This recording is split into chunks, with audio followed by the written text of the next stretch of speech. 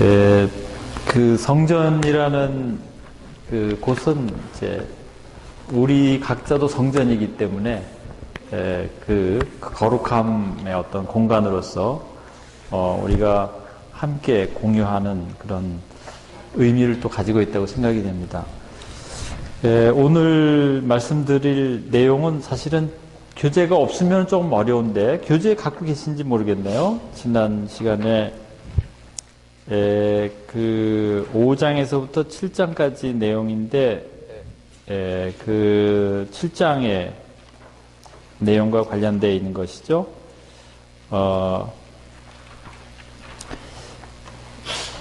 사람들이 모두 자기가 무엇인가 안다고 생각하지만 실제로 자기가 안다는 그러한 지식의 어떤 단계는 오히려 자기를 가두는 그러한 그물 혹은 그러한 함정이 될 수 있다는 것이죠. 중형에 그런 말씀이 있어요. 그래서 그 안다는 것이 참으로 어렵다는 겁니다. 그러한 내용. 그런데 또 우리가 중용을 할 수 있다. 내가 안다. 나는 중용을 할 수 있다. 하지만은 한 달도 못 지킨다는 것이죠. 그런데 생각해 보면은 한 달 정도 지킬 수 있으면 얼마나 훌륭할까 그런 생각도 해요. 여러분들. 그런데 중용이라는 게 다른 게 아니고 내가 무엇을 어떤 정황에서 내가 어떻게 해야 하는지 정말 나에게 잘 맞는 가장 합당한 일이 무엇인지를 찾아내는 일이 쉬운 일이 아니죠. 정말 저는 그것이 어렵다고 생각됩니다. 요새 우리나라가 너무 힘들잖아요. 대통령이 어떤 일을 해야 하는지 지금 전혀 모르고 있는 것 같아요. 그만큼 그게 어떤 사태가 생겼을 때 어떻게 해야지 가장 적절한가 이것이 너무나 힘든 일이라고 생각이 됩니다. 그런데 중용이 바로 그러한 것들을 얘기하고 있는 것이죠. 그래서 그러한 우리가 생각하는 그 함정이 어디 있는가? 그래서 저는 내가 안다. 여기는 세상 사람들이 여지라 그랬습니다. 내가 안다. 지식에 대해서는 많은 학자들이 얘기를 했는데, 이 지식의 대상이 어떤 사태, 어떤 정황, 이런 것도 될 수 있고요. 어떤 대상도 될 수 있습니다. 어떤 대상. 그래서, 우리가 어떤 사태가 생겼다, 어떤 사정이 있다, 이런 말들은 우리의 삶 안에서 나타나는 하나의, 이것은 이제 대상이라고 보통 이렇게 얘기하지만은, 이 대상이라는 것은, 단순한 어떤 일뿐만이 아니라 어떤 물건이나 어떤 사태뿐만이 아니라 우리에게 나타나는 삶 전체를 다 포괄한다고 볼 수 있는 것이죠. 그래서 지의 대상 이것은 오히려 우리가 지에 대해서 정말 겸손한 태도를 갖는 것 이러한 자세가 정말 필요하다고 볼 수 있습니다. 결국은 중용은 이 지를 통해서 어떤 그 사태에 대해서 내가 이해하는 것을 통해서 여기에 이제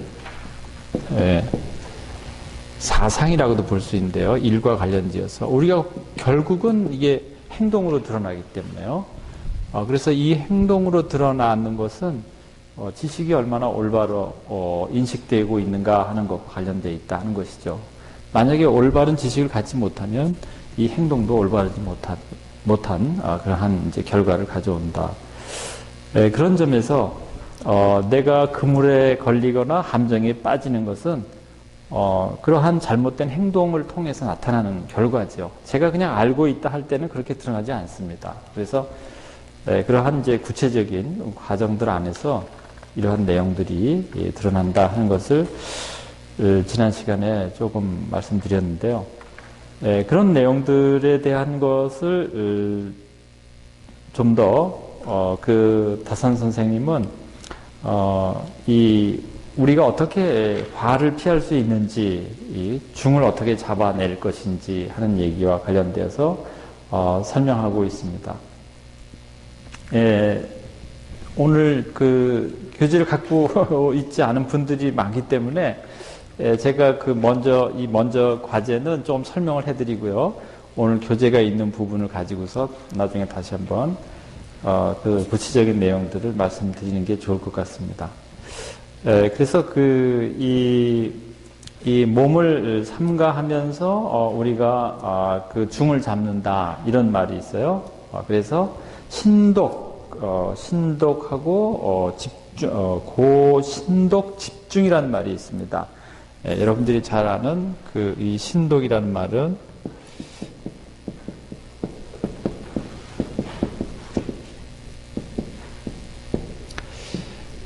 매사에 이거 신실하다 그런 뜻이거든요. 홀로 신실한데 매사에 내가 그 일과 더불어서 가장 합당한 일이 무엇인지를 내가 사려하는 것이죠. 깊은 사려를 하는 것입니다. 사실은 그런 사려를 바탕으로 해서 내가 행동하는 것, 그것이 신독이라고 볼 수 있는데, 이 신독을 과거에는 방 안에서 내가 혼자 있을 때 아주 경건하게 혼자 있는 걸 우리가 신독이라고 많이 생각했어요. 그런데 이제 현대가 아니라 이 근대의 학자들은 이 신독을 사회적 삶 안에서 구체적으로 내가 선택하고 사려하고 선택하고 행동하는 그러한 것과 관련되어 있다 하는 것이죠. 그런데 이러한 신독은 실제로는 내가 어떠한 이러한 함정이나 잘못된 그런 어떤 여긴 그물로 표현되어 있는데 그런 것들로부터 내가 벗어날 수 있는 하나의 방안이죠. 그건 뭐냐 하면은 현대적인 개념으로 본다면 그것은 자유로운 겁니다. 사실은 내가 함정에 빠지거나 어떤 그물에 채이면은 제가 자유롭지 못한 것이죠. 내가 부자유한 것인데, 신독은 현대적인 개념으로 생각한다면은 진정한 자유를 얻는 과정이라고 볼 수 있어요. 우리가 중용을 통해서 이 중용을 통해서 얻는 것은 실제로 이러한 자유와 관련되어 있다 이렇게 생각이 됩니다. 그런 점에서 우리가 쉽게 빠질 수 있는 것은 무엇일까? 여기도 그런 말이 있죠.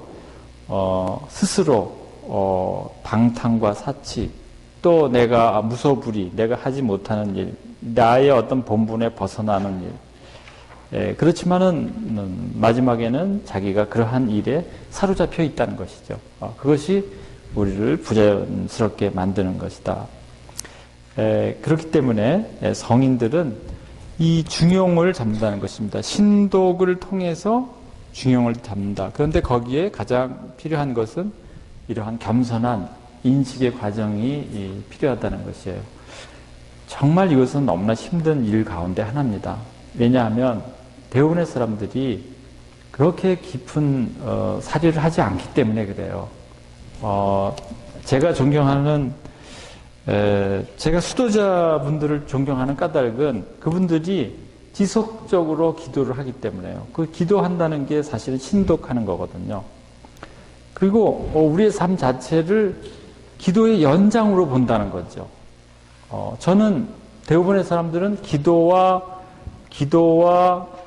이 행위적 삶, 이것이 분리되어 있어요. 그런데 그분들은 그 삶이, 일상의 삶이 이 기도로부터 확장되어 있다는 것이죠. 사실 우리가 지향해야 될 것도 그러한 삶이라고 저는 봅니다. 신독이 그러니까 혼자서 가만히 어디에서 기도하는 데서 그치는 것이 아니라 그것이 내 삶 안으로 확장된다는 그런 의미에서 이 유교가 우리에게 가르쳐 주는 거는요, 유교는 거룩한 장소와 거룩한 시간을 따로 분리하지 않아요. 유교는 모든 장소와 시간이 다 거룩한 장소와 시간인 것이죠.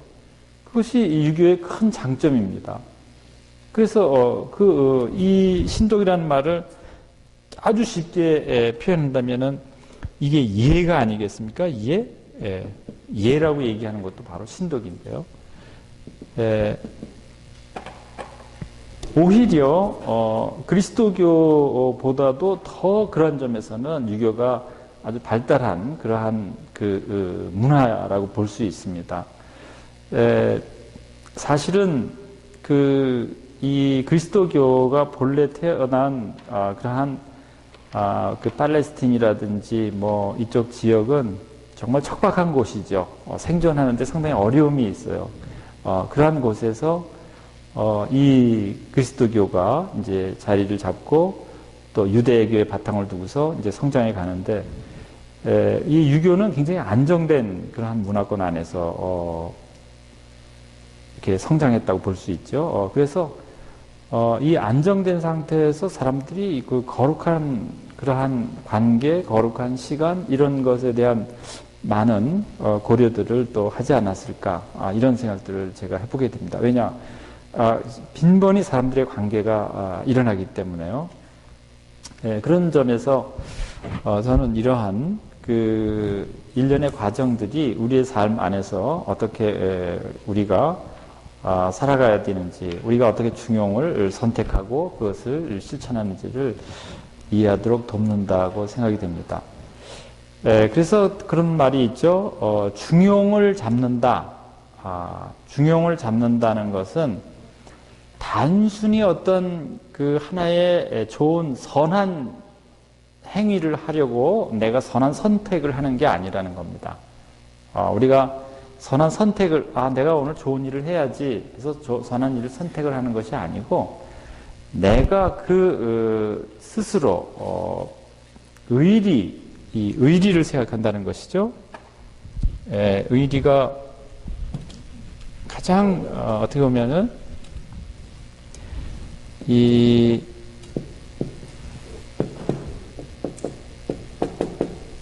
의리라는 말이 여기에 있는데요. 이 말은 현대적인 언어로 보면은 공동선이에요. 공동선. 그러니까 내가 어떤 착한 일을 할 때 하나의 어떤 행위로서 그냥 선택된 하나의 좋은 일을 내가 하는 게 아니라 큰 범주에서 내가 공동선에 참여한다고 보는 것이죠. 그래서 그게 달라요. 내가 누구에게 적선을 했다, 무슨 도네이션을 했다, 이렇게 되면은 그 일 하나로 제가 만족할 수 있습니다. 그런데 내가 어떤 공동선에 참여하게 되면은 이것은 하나의 과정인 것이죠. 그 공동선이 완성되기 위해서 단순히 하나의 어떤 일회적인 사건이 아니라는 거예요. 그래서 중용이라는 것은 그런 현대적인 언어로 보면은 저는 이 의리라는 말이 정말 공동선에 우리가 참여함으로써 그 선을 확장하는 그러한 작업에 내가 함께한다 하는 의미에서 이 중용을 우리가 행한다는 것이죠. 그런데 대부분의 사람들은 한 달도 못 지킨다 하는 말은 대부분이 일회적으로 그친다는 겁니다. 일회적으로 그친다는 거예요. 제가 많은 분들에게 좀 물어보거든요. 저도 여쭤보고 어르신네 분들에게도 여쭤보는데, 가장 행복한 삶이 무엇일까? 이렇게 질문을 하면은 저는 제가 기대하는 답은 우리가 얼마나 공동선에 참여하는가, 그것입니다. 사실 여기 오신 분들 또 여기서 봉사하시는 분들은 다 공동선에 참여하시는 분들이죠. 그것은 쉬운 일이 아니에요. 여기 뭐 참여한다 그래서 특별히 누가 떡을 하나 더 줍니까? 누가 뭐 여기 참여한다 그래서 누가 나중에 그 공로로 뭐 더 좋은 데 가실 겁니까? 그런 기대감을 갖고 하십니까? 그런 게 결코 아니거든요. 내가 하는 일에 내가 기쁨을 느끼는 것이죠. 그것 때문에 우리가 하는 것입니다. 어쩌면은 우리가 보상이 없을 때 더 큰 기쁨을 느낄 수 있어요. 왜냐? 왜 그런 것 같습니까? 그것은 환원할 수 없기 때문에. 무엇으로? 제가 어디 가서 강의를 했어요. 근데 저는 기꺼이 제가 그분들에게 그냥 아무런 어떤 사례를 받지 않고 그렇게 했을 때 저 마음은 굉장히 뿌듯하죠. 그런데 어떤 분이 저한테 조금 거기에 대한 사례를 얼마나 했습니다. 그러면은 그 사례가 마치 내 강의에 대한 무슨 어떤 대가처럼 이렇게 생각될 수가 있어요. 학교는 뭐 제가 직업이니까, 학교는 제가 강의에 따라서 제가 보수를 받는 건 아니죠. 제가 그냥 저의 직책 전체, 모든 학교의 일 전체를 통해서 제가 받는 하나의 급여인데, 우리가 보통 일상에서 일어나는 일들이 그런 일들이 종종 있다는 것이죠. 그렇기 때문에 진정한 보수는 정말 그러한 그런 사례가 없는 것일 수도 있어요. 어떻게 보면은. 또 제가 기꺼이 그렇게 행할 때 거기에 참된 가치가 드러난다고 할 수 있는 것이죠. 그런 점에서 일 자체가 나의 목적이다라고 생각하는 것. 여러분들, 그 예술 가운데에서 예술이 보통 우리 여기 교황님 사진도 있고 여기 바오로 성인의 그림도 있고 그렇게 이런 그림들이 있습니다. 이 그림들을 제작할 때는 이 그림이 다 뭐가 있죠? 목적이 있죠. 사용의 목적이 있습니다. 그런데 어떤 목적이 없이 그리는 그림이 있어요. 그런 그림을 무슨 그림이라 그럴까요? 그런 그림 보셨죠? 많이 보셨습니다. 꼭 어디에 사용되기 위해서 그려진 것이 아니에요. 어떤 화가가 그 그림의 모든 것을 자기의 삶의 어떤 가치라든지 이것을 그냥 담아낼 수밖에 없는 그러한 어떤 표현일 때 그러한 것을 우리가 이 파인 아트라 그래요. 파인 아트.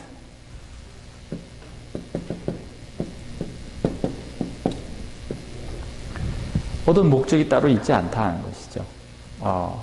우리가 영화가 끝나면 피네 끝나죠. 뭐 그런 말인데 파인. 그게 끝이에요. 그게 목적지에 우리가 도달한 거거든요. 그런데 그 아트 자체가 목적이라고 얘기할 때 그것이야말로 참된 아트다. 이렇게 얘기합니다. 그러니까 우리의 삶도 어떤 목적, 무엇을 위한 삶이 아니라 그 삶 자체가 소중하고 그 삶 자체에 우리가 가치를 부여하고 또 삶 자체에 그 나름대로의 자기의 모습이 그대로 드러날 때 그것보다 더 좋은 가치가 그런 삶이 어디 있을까? 저는 이렇게 생각해 보거든요. 그래서 각자 고유한 자기의 파인한 그러한 라이프가 있다는 것이죠. 우리가 파인 아트가 있듯이 그러한 순수한 자기의 삶의 목적을 둔 그러한 것이 될 때, 그런 삶이 될 때 우리의 삶은 그러한 참된 진정성과 그 아름다움을 지닐 수 있다. 이런 생각을 해보게 됩니다. 그래서 이 중용은 다른 게 아니라 이러한 공동선을 추구하고 또 자기가 진정한 자유를 얻는 그러한 과정이라고 볼 수 있겠습니다. 그래서 그 다음에 이제 그 8장에서부터 10장까지에 나오는 말은 이 중용에서 안회라는 인물을 등장시킵니다. 안회는 여러분들이 잘 아실 겁니다. 공자가 가장 사랑하던 제자였죠. 그런데 나이 차이도 그렇게 공자님과 많이 차이가 지지 않았어요. 그런데 안회는 너무나 뛰어난 인격을 가졌어요. 그러니까 여러분들 뛰어난 인격 가진 사람 만나면 부럽지 않습니까? 저는 정말 부러워요. 뛰어난 인격을 가진 사람들을 보면은 참 부럽습니다. 저도 제가 5살 때인가서 6살 때서부터 지금까지 친구가 한 명 있어요. 그러면 50년 넘게 친구 사이를 지금 맺어오고 있는데요. 제가 그 친구를 보고서 호를 하나 지어줬어요. 호를 친구에게 어떤 호를 지어줬는가? 이런 호를 지어줬어요. 유붕이라는 호를 지어줬어요. 유붕은 어디서 나오죠?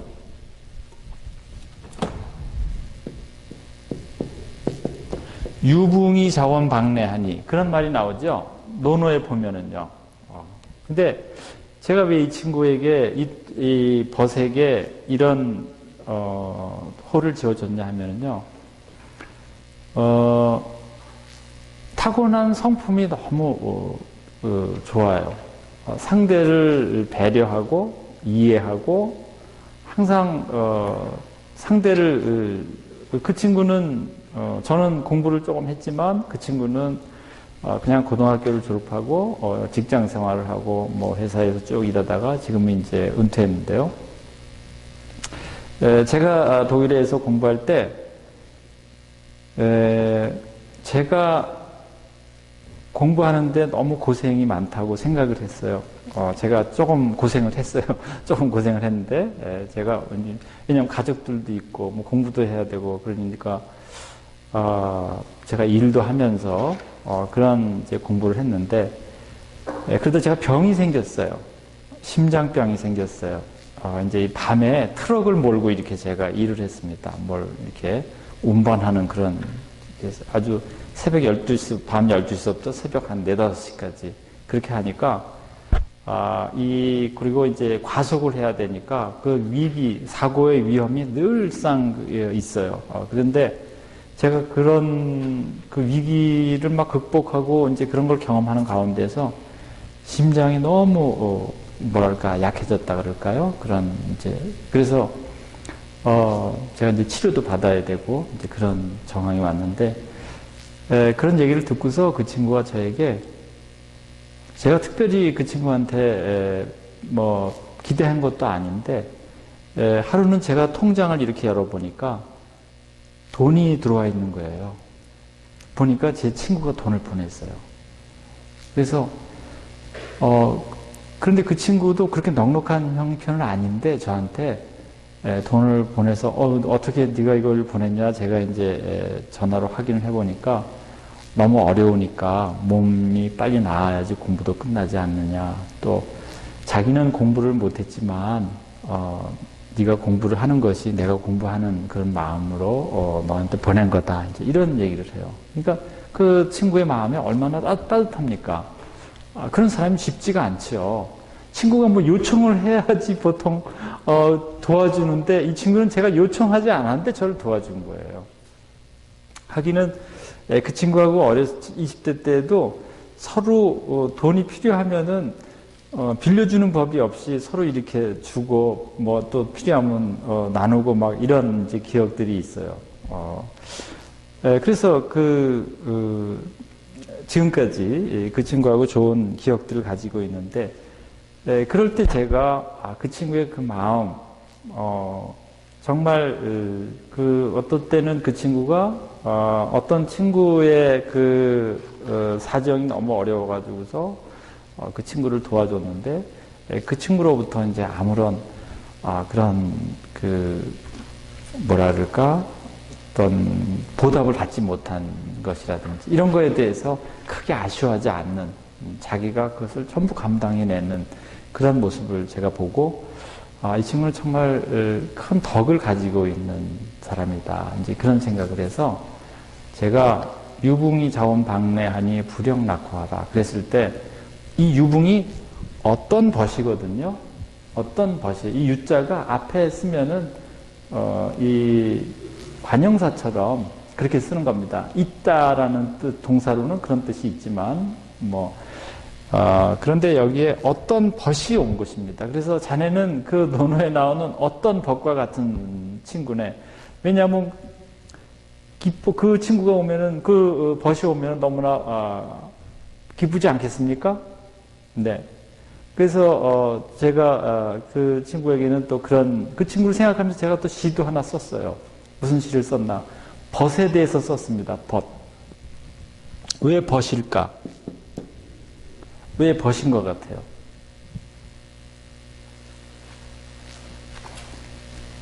너무 어려운 질문이었나 봐요. 너무 심각하게 생각하지 마십시오. 네, 맞습니다.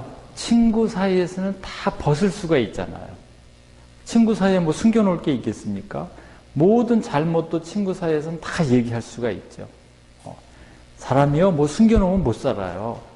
잘못한 것도 다 얘기해야지요. 예전에 도교에 그런 게 있었어요. 잘못을 하잖아요. 그럼 산에 올라가서 땅을 팝니다. 땅을 파고 그 산에서 거기서 자기의 잘못을 거기다 다 큰 소리로 얘기하는 거예요. 고백성사지요. 그게 도교에 옛날서부터 있었어요. 그러니까 사람은 자기의 잘못을 누군가에게 또 어떤 방식으로든지 이야기하고 싶어 한다는 것이죠.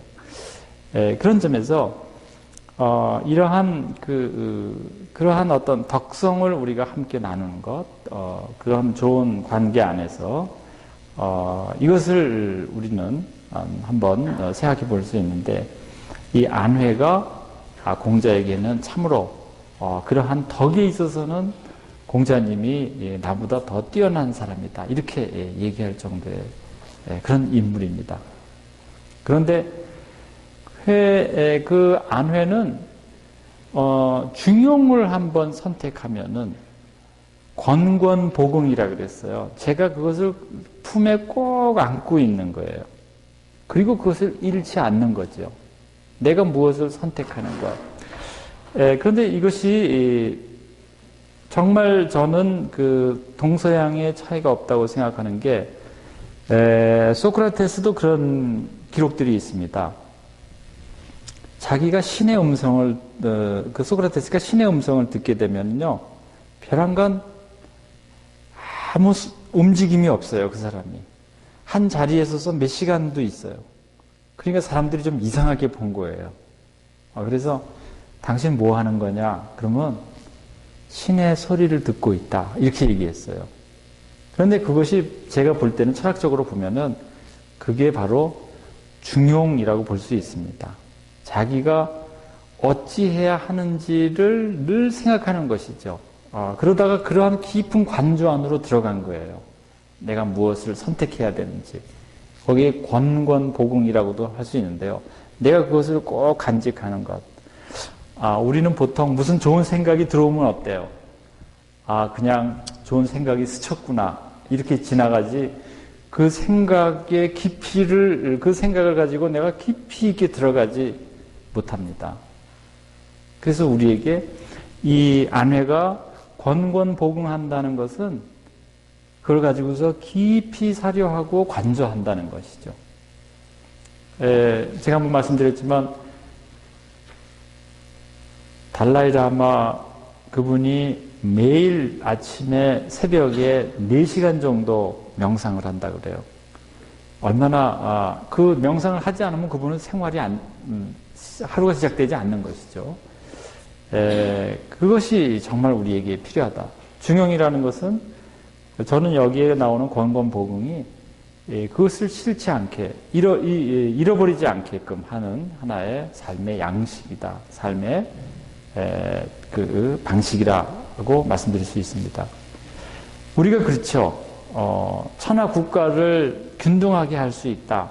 이거는 뭐 천하가균이라 그러는데, 균등하게 한다는 것은 부족한 사람에게 주고 또 많이 있는 사람에게 그것을 좀 덜어서 이렇게 균등하게 하는 것이죠. 사실 이것은 정치를 얘기하는 것입니다. 정치를 할 수 있다는 거예요. 누구든지 그러한 정치를. 또 장록 가사, 또 그 장록을 아주 균등하게 올바로 다 이렇게 나눌 수도 있는 것이고요. 그 흰 칼을 위해서 춤도 출 수 있다 그랬어요. 언제 춤이 추어지죠? 신명이 나면은 춤을 춥니다. 여러분들 무당들이 그 신명 나면은 칼 위에서 춤추잖아요. 네. 그런데 뭐가 더 어렵다는 거예요? 중용이 더 어렵다는 거예요. 그만큼 중용이 우리의 삶의 아주 중요한 하나의 방식이고, 이것을 지켜나가기가 너무나 힘들다는 것이죠. 그러면 중용이라는 것은 딱 정해진 이것이냐? 그렇지 않죠. 어떤 정해진 어떤 불변의 척도라면은 우리가 그냥 그것을 따르면 됩니다.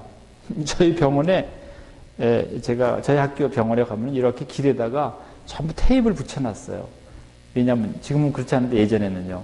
그러면 방사선과를 찾아가려면 이 선을 찾아가시면 됩니다. 그러면 그 길로만 쭉 쫓아가면 거기가 방사선과로 싹 들어가게 돼 있어요. 그러니까 막 복도에요. 빨간 줄, 파란 줄, 노란 줄, 별줄이 다 커져 있어요. 사람들이 전부 그걸 보고 쫓아갑니다. 그렇게 살면 얼마나 우리가 편하겠어요. 그러나 그것은 우리의 의지대로 사는 건 아니죠. 그것은 잠시 우리를 인도하는 이정표는 될 수 있지만 내가 선택한 어떤 가치의 기준은 될 수 없다는 것이죠.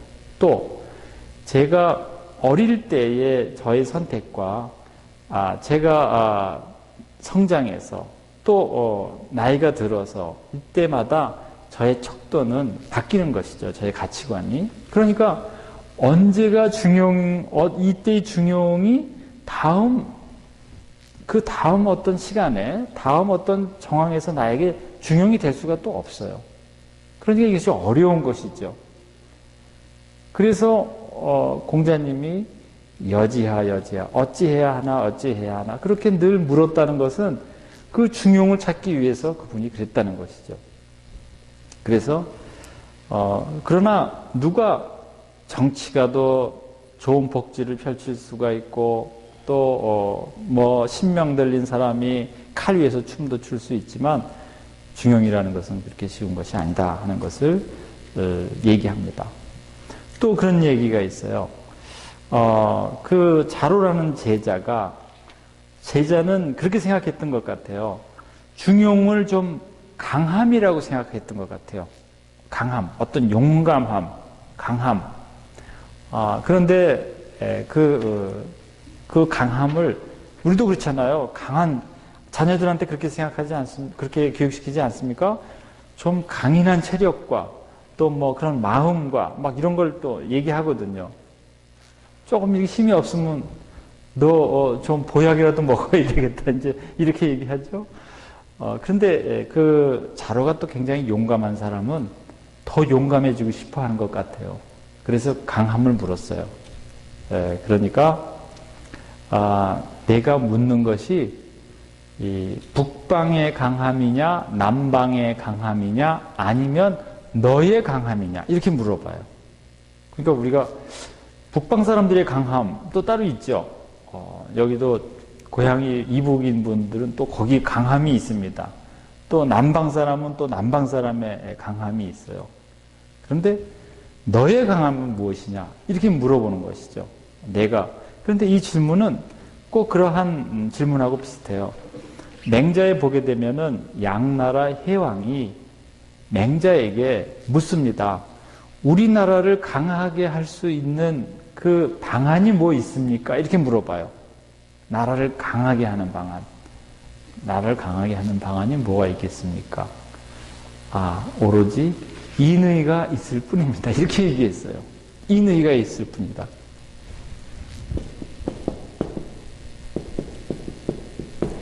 인의가 있다는 것은 도덕적 삶이 있는 것이지 그 나라를 부강하게 하는 것은 사람들이 도덕적 삶 안에서 강해진다는 것이죠. 정말 진정한 강함은 그가 도덕으로 어떻게 보면은 무장한 것이라고 볼 수 있어요. 저희 딸애가 있는데 밤에 다니기 굉장히 무서워하죠. 여자아이는.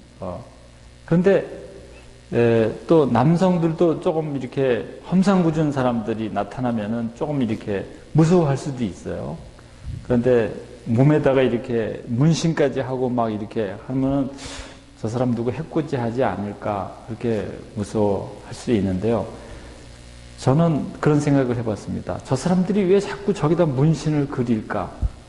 그건 뭔가 강하게 보이려고 하는 것이죠.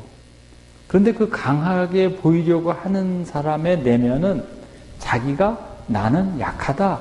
그것을 고백하는 거거든요. 저는 그렇게 해석을 합니다.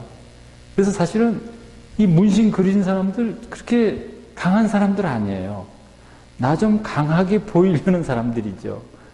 그런데 정말 강한 사람은 표가 안 납니다. 제가 한번 말씀드렸듯이 겉에는 아주 초라한 그런 옷을 입고 있어요.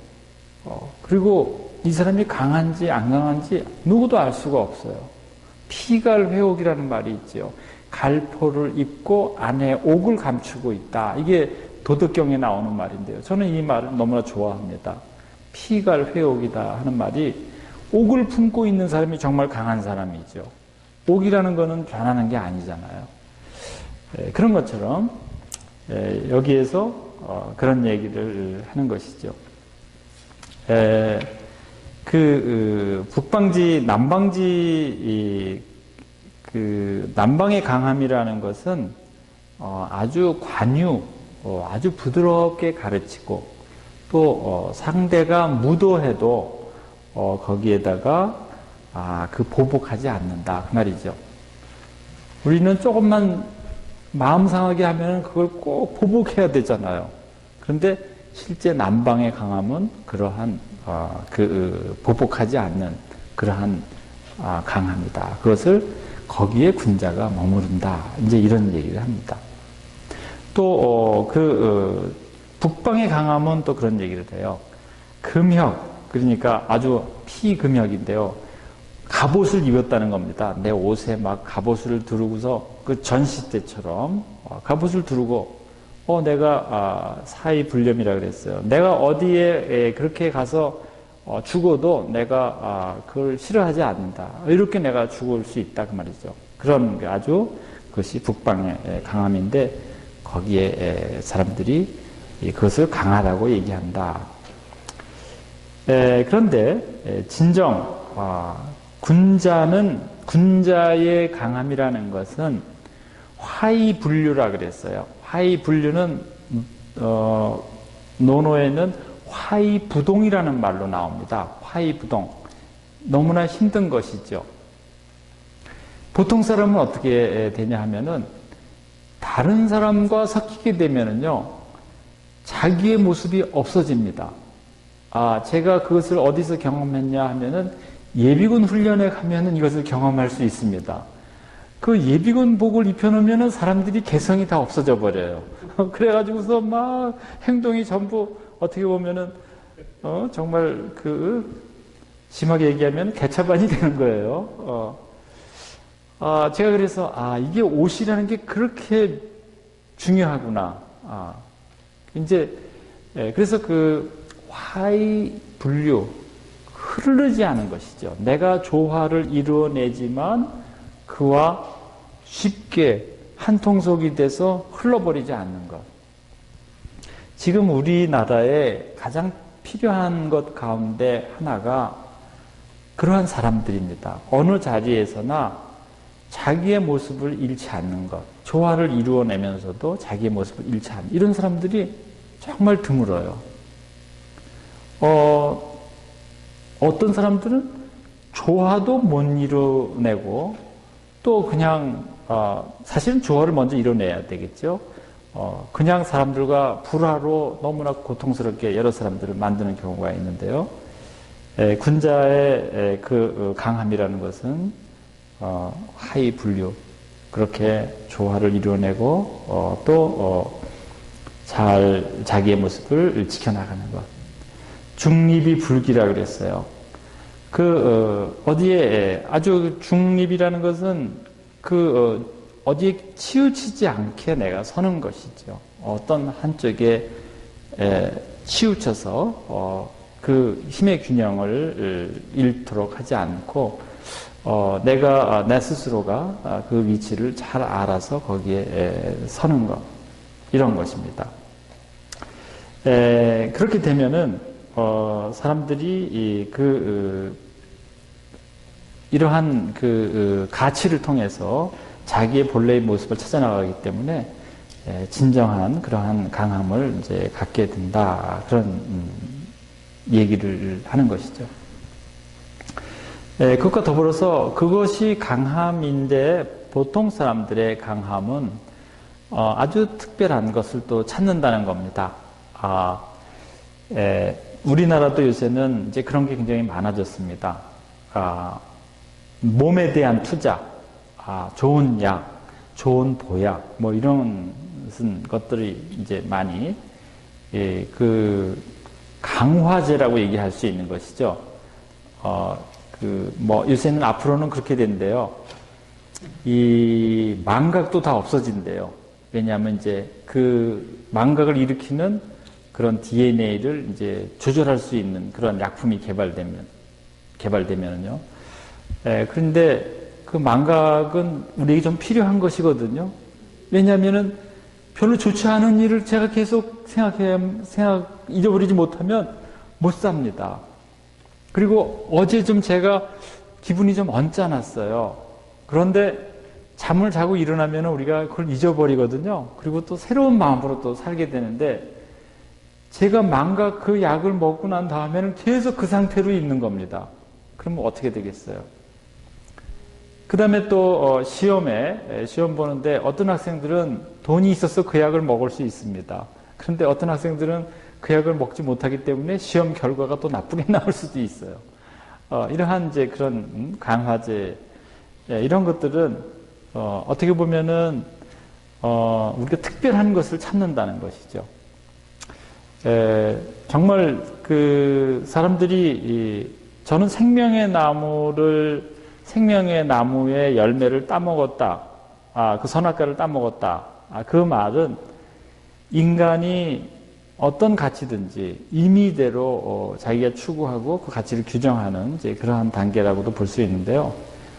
여기에도 색은 행괴라 그랬어요. 소은 행괴인데 이제 이 본문에서는 이 소자가 찾을 색자로 바뀌어야 될 것 같습니다. 그래서 소자나 색자나 옛날에는 같이 썼는데, 은밀한 것, 은밀한 행동, 기괴한 것을 사람들이 좋아한다는 거예요. 사람들이 아주 좀 특별한 것들. 그런데 그러한 특별한 것들, 외적인 것 안에서 나타나는 것이죠. 그리고 그러한 것들을 또 기록에 남기는 것이죠. 제가 지금 드는 생각인데요. 우리 성인이 되려면은 특별한 기적이 있어야 된대요. 이거는 좀 다른 얘기지만. 근데 최근에 우리 교황님 가운데 아무런 기적이 없이 성인이 되신 분이 계세요. 어떤 분이시죠? 혹시 알고 계시나요? 그분은 우리 프란치스코 교황님께서 아무런 기적을 요구하지 않으시고 그냥 성인 품에 이렇게 오르게 하셨어요. 그분이 요한 23세 교황님입니다. 요한 23세 교황님은 정말 저는 그러한 기적이 있는 것보다 그런 삶이 더 귀하다는 생각이 들어요. 왜냐하면 기적은 또 심사를 하거든요. 이것이 기적이 아니냐, 뭐 심사에서도 의견이 분분합니다. 왜냐하면 그것은 우리가 인간의 어떤 지혜로서 그렇게 완전히 파악할 수 없는 그런 단계들이 많기 때문에요. 그런데 우리 요한 23세 교황님은 우리 교회의 패러다임을 바꿔놓은 분이에요. 완전히 새로운 교회로 바꿨습니다.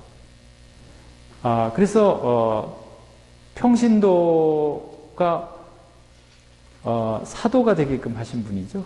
평신도가 평신도 사도직이라고 우리가 얘기하잖아요. 그전에는 누가 사도였습니까? 성직자만 사도였죠. 그런데 평신도의 지위를 그렇게 격상시켜 놓으신 분이에요.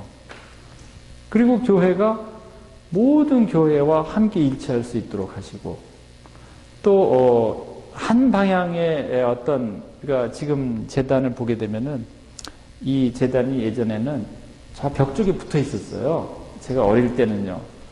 그런데 그 벽 쪽에 붙어 있던 제대를 이 앞쪽으로 당겨 놓으신 거죠. 그래서 사제와 평신도 사이에 주님을 모시는 이러한 관계로 새롭게 바꿔놓은 거예요. 그 다음에 그전에는 우리가 미사 통상문은 전부 라틴어로 했어요. 제가 복사하려고 그랬더니 라틴어 경문을 다 외우래요. 저는 그래서 뜻도 모르는 거 외우는 거는 저는 안 하겠습니다. 그래서 저는 복사 안 했어요. 네. 아니, 제가 외우지 못하는 게 아니고, 이거 뜻을 알아야지 뭐 하는데, 그걸 전부 외우라고 아이들이 그냥 무슨 뭔지도 모르고 이렇게 외우는 거죠. 네. 그런데 그것을 전부 우리말로, 각자의 언어로서 그렇게 하도록 한 것이죠. 이것이 교회 안에서 정말 큰 변화를 가져왔습니다. 그리고 그분이 하신 일들이 너무나 많아요. 그분은 지금 우리가 1962년에서부터 1965년도까지 제2차 바티칸 공회가 열렸고 그 공회를 이제 요한 바오로 6세 교황님께서 이어서 이제 그것을 완결 지으셨는데 그 정신이 아직도 우리 교회에 제대로 펼쳐지고 있지 못해요. 우리는 지금 공의의 정신이 아직도 우리 앞에는 멀리 있는 이정표입니다. 그럼 60년이라는 그 시간이 우리에게 지금 65년도에 있으면 지금 50년 정도 지난 거잖아요. 그런데 우리는 지금 어디로 가고 있는가? 우리 교회 굉장히 성찰해야 됩니다. 제가 들은 얘기예요. 우리 대한민국은 우리 한국 카톨릭은 제2차 바티칸 공의에 찬성했을까요? 반대했을까요? 여러분 그런 거 잘 모르시죠? 네. 우리나라 주교님들이 당시에는 제2차 바티칸 공의에 별로 찬성하지 않으셨습니다. 그거는 제가 아주 그 공의에 깊이 깊이 관여까지 하지는 않으셨지만 거기에 그 신부님들, 깊이 관여한 신부님들과 아주 친분이 있는 그 신부님으로부터 제가 직접 들은 얘기예요. 그만큼 우리 교회가, 한국교회는 낙후되어 있다는 것이죠. 그것이 우리 교회의 오늘의 모습에도 저는 반영되어 있다고 봅니다. 지금 이러한 어떤 현실, 어떤 사태 이런 것을 우리가 보면서 교회가 정말 우리에게 많은 것들을 이야기해 줘야 되고 우리의 어떤 지표가 돼야 되거든요. 삶의 지표가. 그런 점에서는 정말 미흡한 점이 많이 있습니다. 거기에는 우리 평신도의 잘못이 또 상당히 크다고 저는 생각이 되고요. 그래서 우리 평신도들이 정말 열성적으로 일하지 않으면 안 된다는 것이죠. 뭔가 잘못된 부분들을 우리 스스로가 파악하고 또 개선해 나가고 또 그것을 신부님과 여러 성적 수도자들과 함께 나누는 가운데서 이것이 이루어지지 않을까 이런 생각을 해보게 되는데요. 그런 점에서 이 11장이 사람들은 그러한 아주 특별한 것을 찾지만 나는 그런 것을 찾지 않겠다. 군자라는 것은 도를 준수하고 도를 따르고 도를 행하고 또 그러는 것이지 중간에 내가 이것을 행하다가 그만둔다 하는 것은 그건 도답지 못하는 것이죠. 우리가 선택한 어떤 길, 신앙의 길도 저는 마찬가지입니다. 우리가 선택한 신앙의 길을 우리가 끝까지 내 삶 안에서 구현하고 거기에서 내가 참 기쁨을 느낄 수 있을 때 그것이 정말 후회함이 없이 그렇게 우리가 살 때 비로소 우리가 참된 신앙인이고 또 거기에서 우리가 거룩함을 바라본다는 것이죠. 제가 이 마르코 복음에서 나오는 하느님의 현현의 부분이 있잖아요. 그 현현, 하느님을 만나는 부분이 바로 우리가 그냥 만나는 것이 아니라 그러한 성화와 우리가 그렇게 꾸준히 노력하는 그 하나의 구도자의 모습 안에서 그분을 만나게 된다고 저는 이렇게 생각이 됩니다. 그것은 여러 누구에게만 국한된 그 특별한 어떤 선물이나 은총이 아니라 우리 모두에게 부여되어 있는 그런 은총이기 때문에 우리 각자가 그 길을 나서지 않으면 안 된다는 것이죠. 그러한 내용이 제가 볼 때는 이제 이 11장까지의 말씀이라고 볼 수 있겠습니다. 그래서 그 중용에 대한 이야기는 우리가 결코 선택해서 중간에 폐지할 수 없는 길이고 또 우리를 완성하는 길이고 우리를 거룩하게 하는 길입니다. 그래서 그 11장 마지막에도 능히 성자만이 이 거룩한 자만이 여기서 이제 이 거룩한 자라 그랬는데 이 그리스도교에서 얘기하고 있는 이제 성인과는 조금 다른 의미라고 볼 수 있겠습니다. 그래서 그것은 완전히 완성된 자, 중용을 택하고서도 그것을 그치지 않고 끝까지 그것을 실천하고 완성해 나가려고 하는 자, 그런 자들이죠. 또 세상 사람들이 아무도 알아주지 않아도 그것을 아쉬워하지 않는 것, 이것이 어렵습니다. 그래서 노노에도 첫머리에 그 이야기가 나와요. 학이 시습지면은 불역 여로하라. 유붕이 자원 방래하니 불역 낙후하라. 인부지이 불온하니 불역 군자호하. 그런 말이 있습니다. 그런데 배우고 익히니 배운 것을 내가 그 정황에 맞춰서 그렇게 실천해 보니까 그 의미를 제가 알겠어요. 그러니 제가 기쁘지요. 또 제가 좋은 친구와 만나서 도에 대해서 나눌 수 있으니까 참 기쁘죠. 여러분들 여기서 순교영성 강하게 와서 같이 좋은 이야기 나누면 기쁘지 않겠습니까? 기쁘다 그러세요.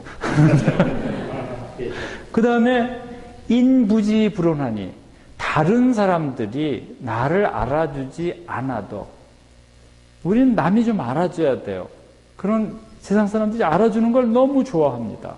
그런데 군자나 이 성자의 모습은 그게 아니죠. 인부지불온하는 거예요. 내가 다른 사람이 나를 알아주지 않아도 불온, 내 얼굴이 붉어지지 않는 거예요. 좀 아쉬워하지 않는다 그 말이죠. 그때 진정 군자라고 얘기할 수 있는데 이 11장 내용이 바로 그 말하고 크게 다르지 않습니다. 그런 점에서 정말 우리는 군자로 선택받았다는 것이죠. 성경 말씀대로 얘기하면은 우리는 완전해질 수 있도록 선택받았다는 거예요. 우리 안에 각자의 나름대로의 완전성을 추구하도록 우리가 부름을 받았다. 그런 점에서 중용은 정말 우리 모두를 초대하고 있는 그런 글이고 그 성경 말씀과 크게 저는 다르지 않다고 생각이 듭니다. 네. 좀 쉬었다가 오늘 나눠드린 그 교재를 중심으로 말씀드리도록 하겠습니다.